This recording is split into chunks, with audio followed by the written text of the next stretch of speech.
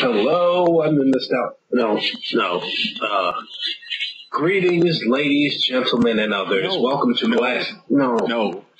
Hi, I'm a black nerd. Wait. No, you can't. You're watching this show with Zay. Welcome to Uncensored Development. There you go. Yeah. Hi, everybody. This is Uncensored Development. And today we're going to be doing a review, one of our favorites. Coda, we're getting ahead of ourselves. We need to introduce ourselves first to the audience. Yes, of course.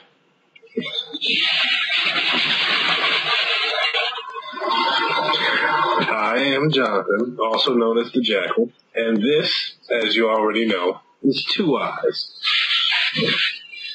Wait, why did you point that way? We're not following the plot anymore. This universe doesn't matter.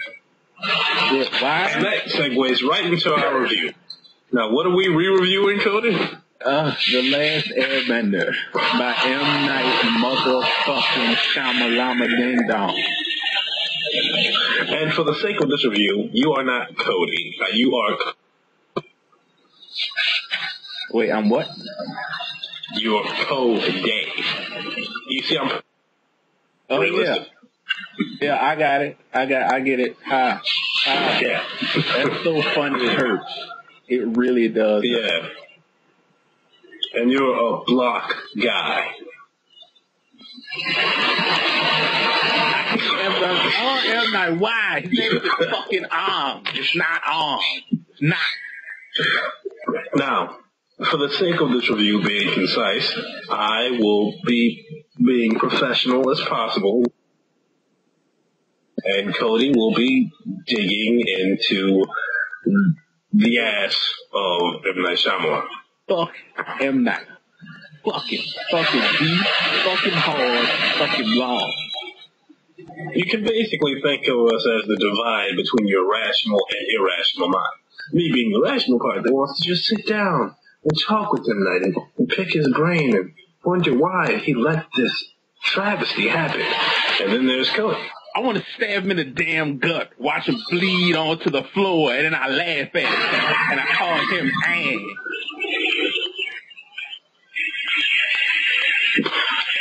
I don't get it. So let's get...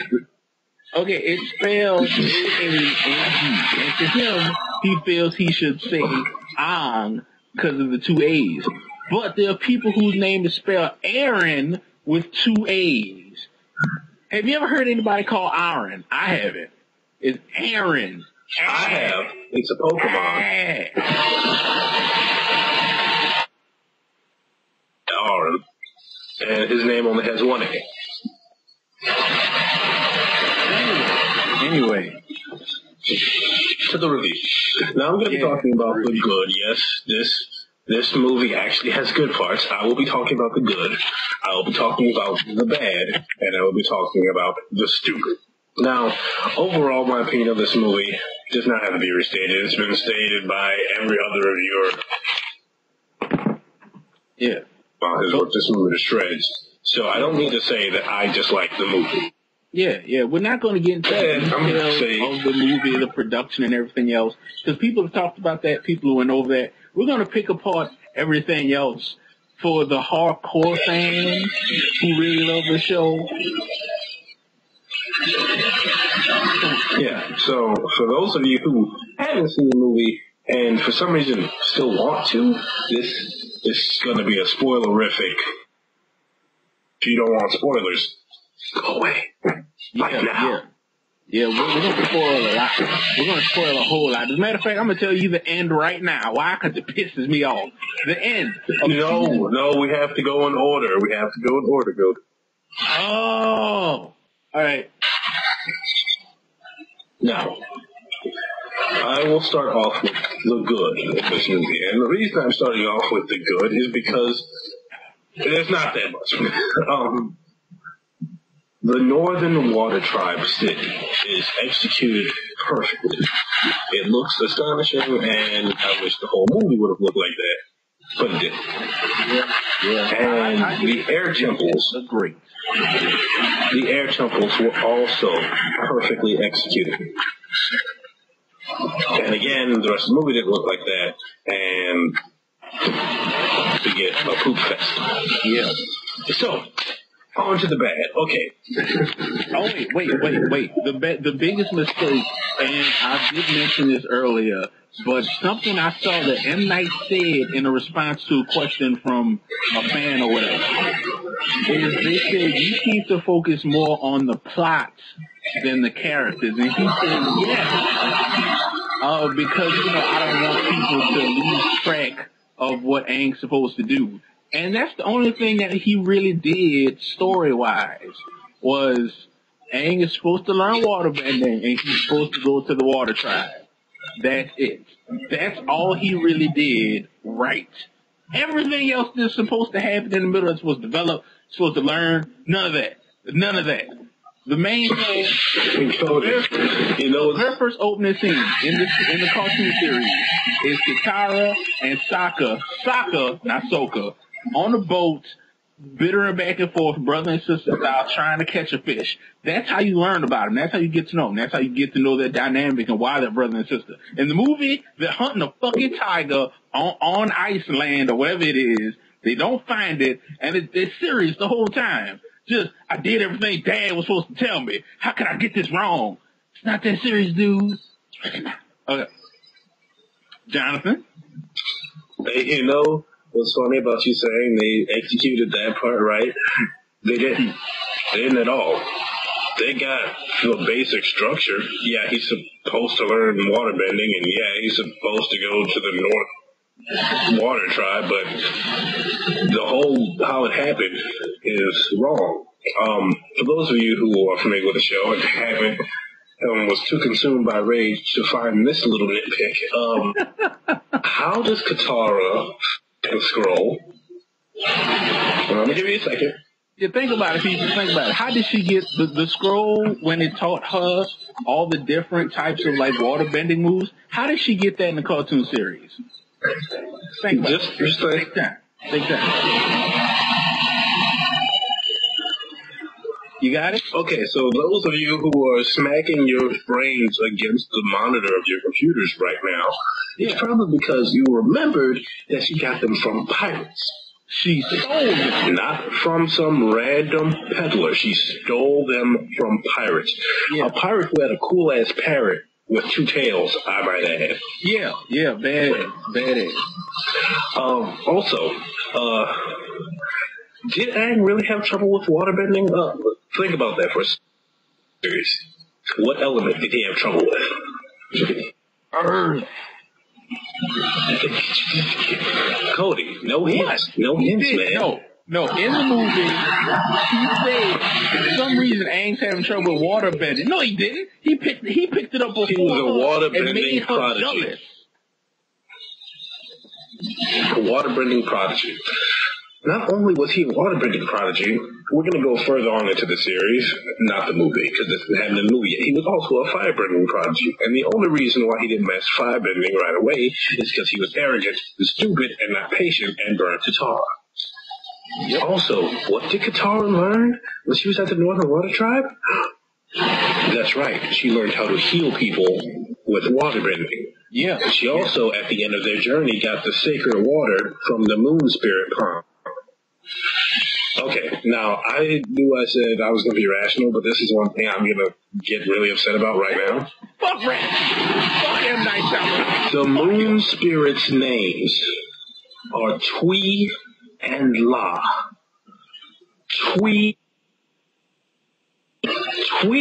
and La, nothing else. Yes, push and pull is something they're called. Yes, yin and yang, not yang. Yin and yang are something they're called, but their names are Twee and La. And Aang gets angry when the moon is destroyed. Yep. By fire. Not by being stabbed. By fire. Yeah. In the movie, Admiral Zhao, he takes the fish while it was in the bag. Are you serious? What? He turned the fuck out of that bag. Smoked the fish. That's what he did. He didn't stab it. And then the continuity was all off at the last part because Aang is supposed to flip out and get angry, when the fish dies. He doesn't. He didn't even flip out. He just, whenever when the fish came back to life. What? It doesn't make any sense, dude. The whole reason, even with the water dome that he made to scare off everybody, he was supposed to do that in reaction to the fish dying, not for whatever M. Night was thinking. Okay, so I'm going to say it like this. The whole thing about Avatar was to make the audience connect to Aang emotionally. M. Night wanted, the reason why he ended it on such a weak note is because he wanted Aang to resolve the conflict by getting over himself. In reality, Aang never came to terms with himself until close to the end of the series when he had to learn to control the Avatar state. Yeah, he held on to that guilt of killing all of those people for most of the series. Yeah. And that's what made him special. Yeah. Okay, now can I see the ending of it? Yes. Okay, the ending in the cartoon of season 1, book 1, water, Aang and the fish merge together and become this giant blue fish monster and kills everybody in his path. Firebenders, waterbenders, the ships, the buildings. Flips out. Why? Because he's angry. Because he's enraged that this is happening. And it makes sense with his character and with the story. And that's how it's supposed to happen. But M. Night was like, no, I don't want that ending because it's too kick butts. I want it to be more of an emotional struggle for Aang. What's more of an emotional struggle than flipping the fuck out in rage? But in the movie, what happens after the fish is revived, then Aang comes to terms with himself, controls the Avatar state, which doesn't happen for a long time, and makes a giant water dome or tidal wave over the ships, and they run off. Nobody dies. Also, he didn't meet Ko the face dealer. For all those who didn't see the movie and are still watching this video, he did not meet Ko the face dealer, who was essential in, 1, explaining to Aang one of his past lives, and 2, was essential in explaining what the water spirits were. Wasn't there. In fact, he doesn't even meet Roku. And in fact, the whole Avatar statue chamber is completely different than what it's supposed to be. In fact, they don't even glow when Aang is reawakened, which was one of the big selling points of the series. As soon as he woke up, that's how everybody knew. Yeah, apparently. Okay. Pay as much attention as I do. Yeah, in the movie, he does have the scar, but it's like a little fucking, what, you tell me, M. Night, you get all this money for this shit, and you tell him you can't, just scorch this out. Zuko's face was like this. He was like Kano, just without the metal. That's what Kano looks like. Mortal Kombat, without the metal, Kano looks like fucking Zuko. But no.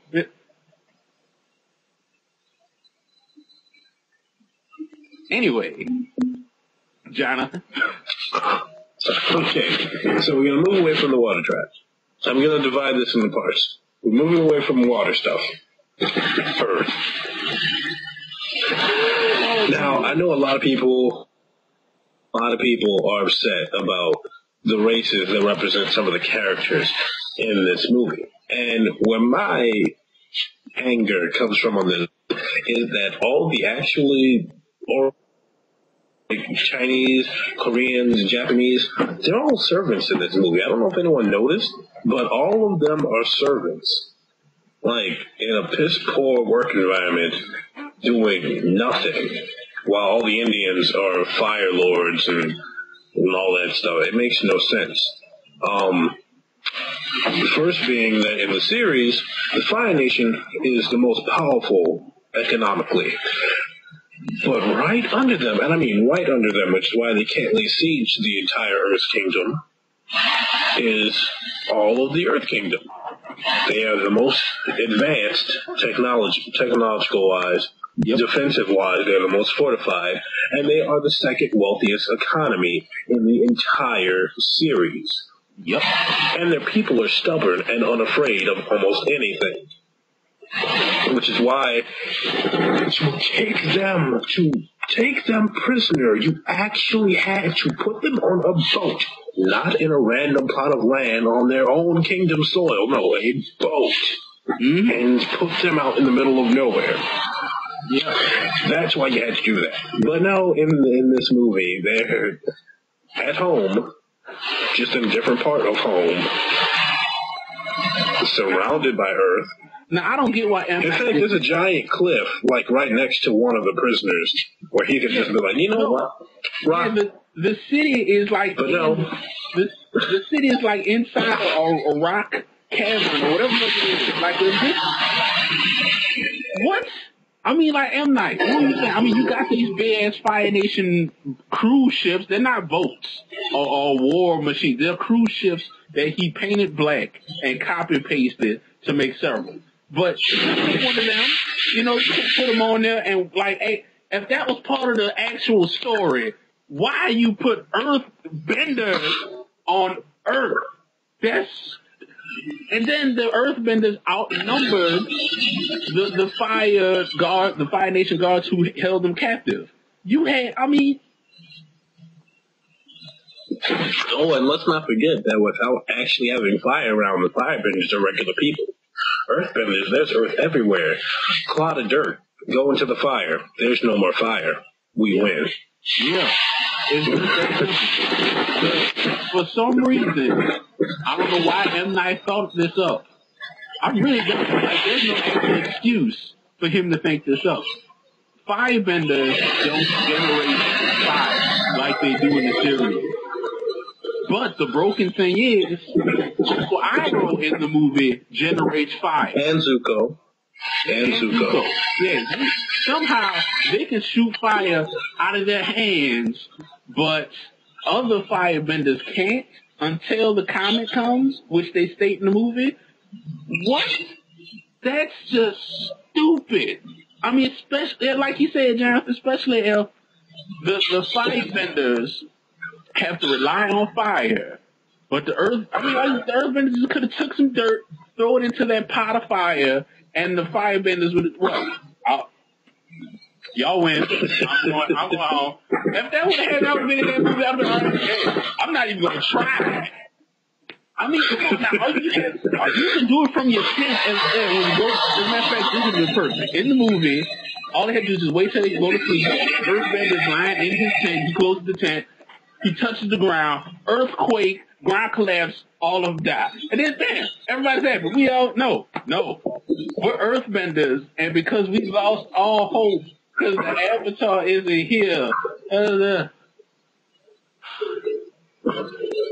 Jonathan? Okay, back to the race issue. I'm going to divide up for you people at home who don't know fully the races in the Avatar series. I'm going to divide them up for you. Yeah, they're the air nomads who are a mixed race. Proud. This is the most culturally diverse movie that has ever been made. Quote.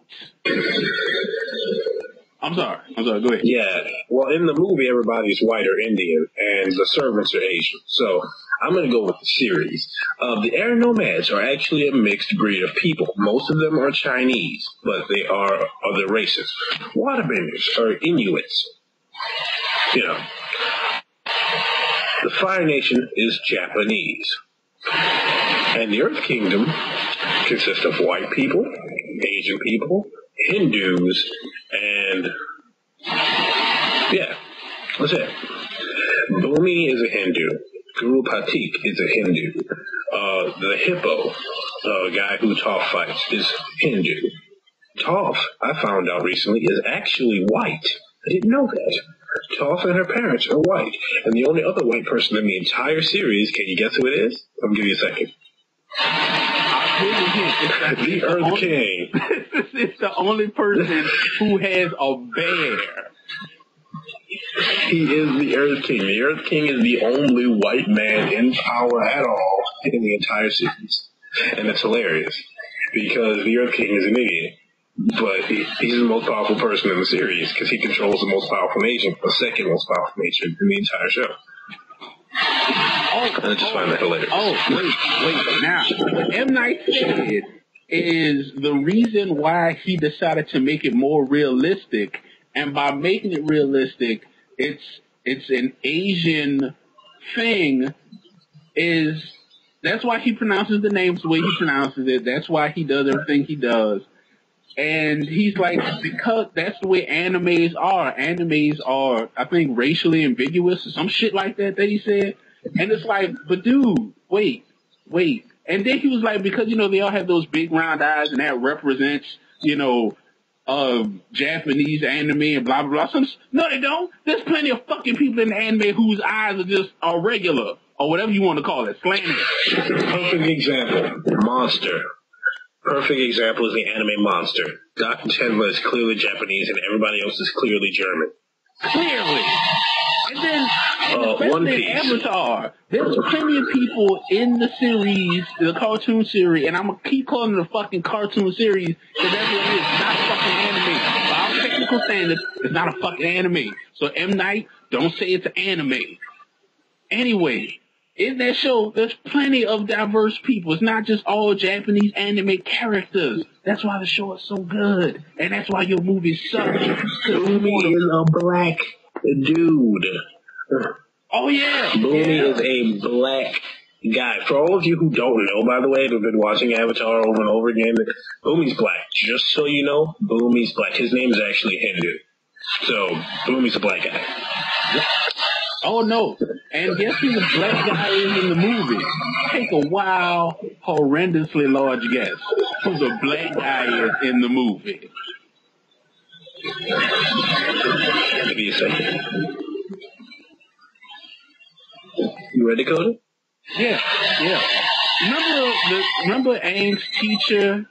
Remember the tall, slender gentleman with the long beard? He looked a little Asian. What was his name again, Jonathan? Monk Gia. Yeah. They made him a bald black man.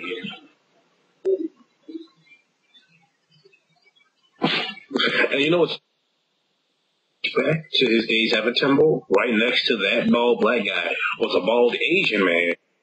Even though he didn't have the long flowing beard, would have still been a better casting decision than that guy. Oh yeah, no wait. And see, and that's why. Talk about the casting, man. Everybody about. And that's why I can't get angry at this movie because it is so deliciously bad to the point where I think M. Night is really messing with us. I mean. Sokka, the guy who played Sokka looked like he was supposed to be Zuko. And the guy who played Zuko looked like he was supposed to be Sokka. The Northern Water Tribe teacher looked like he was supposed to be Iroh. And Iroh looked like he was supposed to be the Northern Water Tribe master.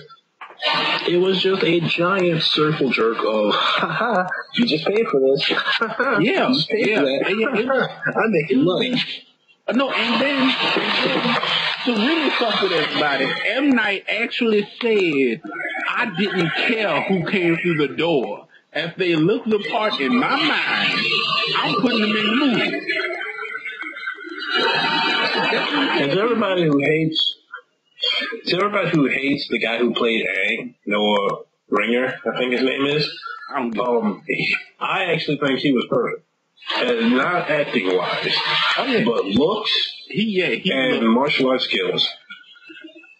Incidentally, his martial arts skills were wasted.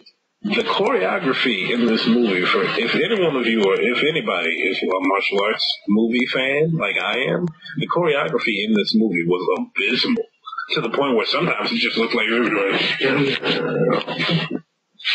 yeah, stupid. Oh no. All right, I gotta talk about this. Okay, so for some reason, not only were the movements and the airbend and the bending all for everybody, for some reason everyone was like, and then, I hope we fall over. and then one slice of air. That was it. Just if you go back to the movie when they're in the middle of their montage showing Aang in the game, like saving the Earth cities or whatever, Aang did some 25 Tai Chi stick moves to knock one guy over. What? Come on now. In the show, all Aang had to do is this, and that's it. That's how smooth it actually is. And then it's slow. And then Oh God, it's so everybody's fighting style was more or less the same too, which is ridiculous because in the series everybody had something different. Like Toph, not Toph, as it will probably be called in the sequel. Toph was kung fu. Actually, Toph's style was a very special type of kung fu called Green Mantis. But everyone else with earthbending is based off kung fu. Yep. And in the movie, when Aang did waterbending, he was just doing like pay close attention. If you watch the movie at the very end when he's making the water tidal waves, when they do the pull away shot, look at him, and he's not doing waterbending moves. He's just kicking the fuck around. Just do some shit. We gonna record. Just do. That wasn't throwing movements. That was just me throwing shit around. To my knowledge, they picked Noah because he was a martial artist, but then they picked him because of that reason, and then wasted his talents completely. Yep. What sense did that make? It really did. It's like, hey, you're a martial artist. Come in the movie, and then like, you know how you're a martial artist? Yeah. You know how you want to do martial arts? Yeah. Well, you can't do any of those. Yeah, everything else has really been touched on. All that's left now is to horribly criticize M. Night Shyamalan. And I'm going to start. Because Cody's been doing it for a while, and I want to have a jab at it. No, wait. There are still some things that Oh, wait, the biggest pet peeve that I have. Sokka, why is your boomerang made out of wood? Tell me. Yeah. How is that remotely threatening to people who use fire? The reason why his boomerang was so badass is because it was made out of some unspecified metal. It was bladed. And that's why it was so awesome. Yes, it was. But no, he has a slender, stupid, small boomerang made of wood. Yeah. And for some reason, it's hard enough to smack someone over the head with, and it actually knocked them out. Mm-hmm. And then he doesn't make one boomerang joke. Not one. Matter of fact, he doesn't make any jokes. He's not funny at all. Like, he's not even remotely kind of somewhat a little bit funny. It's just sad. It really is. You want to know my biggest pet peeve? Yes. The blue spirits. That was okay. Okay, that's the icing on the cake. No, as a matter of fact, that is the cake. That's the whole cake of what he left out. There's certain things that M. Night decided to put in the movie that you would only know if you watched the show. And then he has the balls to say, I'm making this movie for everyone around the world, which is why I pronounce the names the way I do, which is why I put the story out there the way I did, and blah, blah, blah, blah, blah. The Blue Spirit came the fuck out of nowhere, and if you don't know the show, you don't know who the fuck that is. And then they bring it up at the very end. They pull off his mask. Oh, shit, it's Zuko. And in the movie, you would think, okay, Zuko put on the mask to free Aang so no one would know it's him. So he could have Aang for himself to bring him back to his dad and blah, blah. And yeah, that makes sense in the movie. But in the show, that's not why Zuko did it. Zuko had some serious shit going on. Internal conflict, good and evil, and all this other shit. That's why he put the mask on. That's why he was the terror. That's where the name came from. He was the Blue Spirit, and that terrorized firebenders. There wasn't just that one time. He fucked up people in the show. And then Zhao in the movie Admiral Zhao, I'm gonna keep calling him Admiral Zhao, by the way. In the movie, he just knew it was Zuko. They never addressed it before or after that Zhao could possibly know it's Zuko. In the movie, there's no connection, so how the fuck does he know? Are firebenders just psychic? Wait, Cody. Back on that subject, now that you say that. Also, as the Blue Spirit, when he did save Aang, Zuko killed not all of the soldiers, but he killed a lot of those Fire Nation soldiers with those two bosses, because he was not using firebending, and they were. And since those firebenders are a threat because they use fire, he had to kill them and cut away from a way to escape. Yep. Another thing, Admiral Zhao never to anyone. And also the pacing in this movie is ridiculous because how can you get all the way back to Ozai's palace, back to the Water Tribe, and then back to the Air Temple to meet up with Aang, and then back to the Northern Water Temple. Yep. The thing I loved about Avatar: The Last Airbender, it took months and weeks and travel, just your foot to the ground, one foot in front of the other, travel to get anywhere. It wasn't we're setting out for Ramashu, and then an episode later, we're in Ramashu. No, it was, we're setting out for Ramashu. Oh, when are we going to get there? And that wasn't even and none of that happened. I know none of it could throw in a little montage of them traveling or show that it actually takes some time. But no, they could have. Instead of showing that shitty montage of them saving the Earth people, they could have done a montage of, something with a little more story,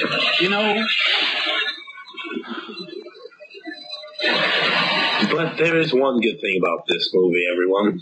You can all hold your head up high for this. Is that this was so god-awful that when the trilogy is finished, probably a few years down the line, a real fan who is a now new, bright-eyed, bushy-tailed director/producer with big dreams is going to come out of nowhere and there's a time deep and dark in my past where someone bent my childhood over and fucked it. And now I'm going to take what they did and I'm going to salvage it and I'm going to rebuild it. And he is going to make a reboot of Avatar: The Last Airbender that's going to be 2 hours long. And it's going to be Lord of the Rings-esque because that's what you need to do to make a nice Avatar movie. You have to make it 2 hours long, like book one. Water, and it's a whole 2 hour something long movie about the first book. Yep. And then when it comes out on DVD, you're gonna have a 3 hour edition. There you go. Because that's how it's supposed to be. So that's done. the good news. Oh no. And then in his director's cut, let's please not forget this for our very special fans out there. Where are the Kyoshi Warriors, everybody? Huh? Where are they? Well, they show a statue. Yeah. Oh yeah. They go to the island. He was there. I forgot about that. Now, thank you. They were on fucking Kyoshi Island. I think that's what it is. Yeah. They were on Kyoshi Island in the movie. In the movie, they showed the statue of Kyoshi, which means they were there and they didn't meet the Kyoshi Warriors. They were there, and they didn't meet the Kyoshi Warriors. Saw the statue, saved the people. No glance, no they looked over this. Nothing. And guess what M. Night did? He cut it out of the movie completely. Not in the director's cut. Not to use it for the sequel. Yeah, just a whisper in the background. That's what the Kyoshi Warriors are. And this is how I'm putting in the future. How's he gonna work that into the sequel? Because they should already know who they are, and blah, blah, blah. So what? This chick is going to come out of nowhere? Oh, hey, Sokka. If people have never seen the series and they see that in the sequel, they're going to be like, who is this? Who is this? And guess why he didn't put it in the movie? Because he was afraid that the audience was going to be too attached to him.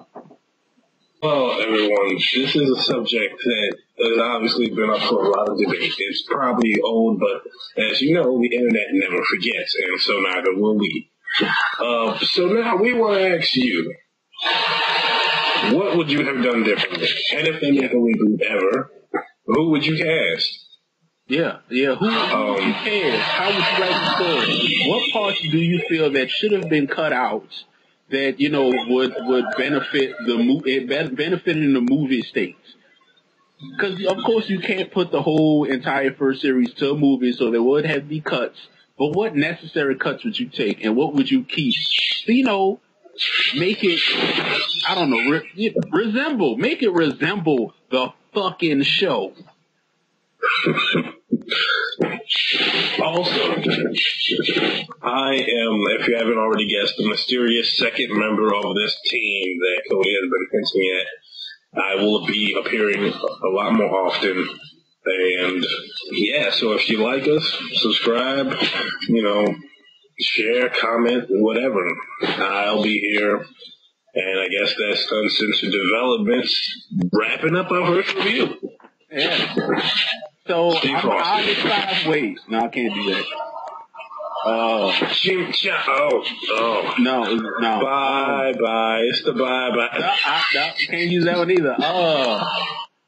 We're gonna come up with one. One of these days, people. We're gonna have it for you. We're gonna have it. This is Sessler's something. No. All right. Bye. Peace and soul, everybody.